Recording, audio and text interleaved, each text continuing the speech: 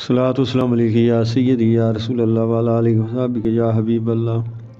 الصلاۃ والسلام علیک یا سیدی یا رسول اللہ وعلی آلہ وصحبہ یا رحمۃ للعالمین۔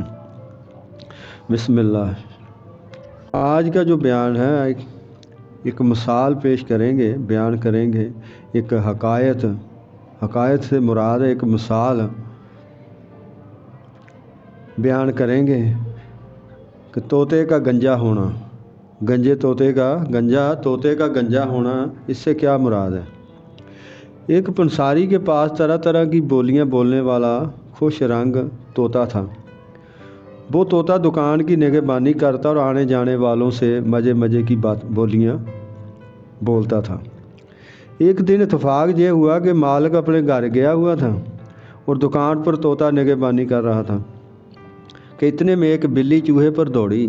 طوطا اپنی جان بچانے کے لیے جو ہی ایک طرف بھاگا تو بادام روغن کی بوتلیں تمام گر گئیں، گر کر وہ ٹوٹ گئیں۔ بادام روغن زمین پہ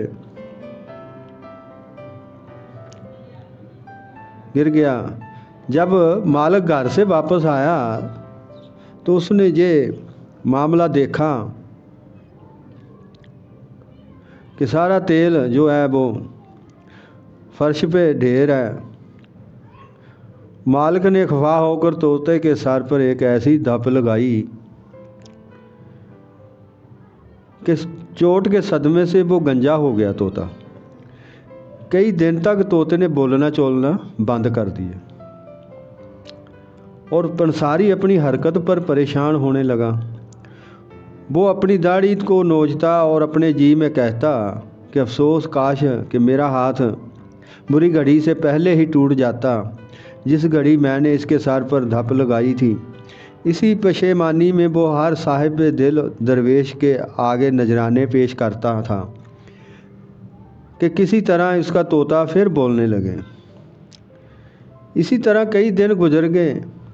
پنساری حیران و پریشان اپنی دکان پر بیٹھا تھا اور دل میں غم و غصہ کھا رہا تھا کہ دیکھیے میرا طوطا کبھی بولے گا بھی یا نہیں، کہ اتنے میں ایک ملنگ فقیر چار ابرو کا صفایا کیے اوندے ہوئے پیالے کی طرح سر گٹائے اس طرف سے گزرا۔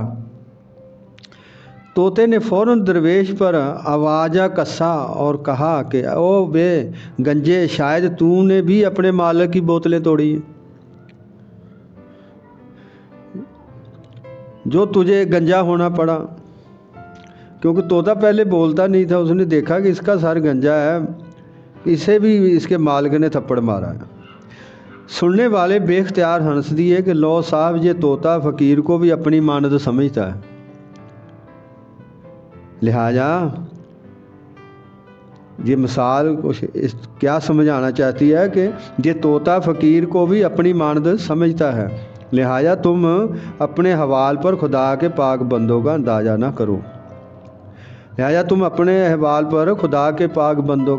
نہ کرو۔ اگرچہ لکھنے میں شیر درندہ جانور اور شیر کی شکل ایک ہے، لکھنے میں شیر اور درندہ جانور اور شیر کی شکل ایک ہے، لیکن معنی میں زمین و آسمان کا فرق ہے۔ اکثر ایسا ہوا کہ لوگوں نے خدا کے نیک اور پاک برگزیدہ بندوں کو نہیں پہچانا اور وہ گمراہ ہو گئے۔ آج کا یہی بیان تھا اور یہ ایک حقائق ہے، حقائق کا مطلب مثال ہے، اسے سمجھیں۔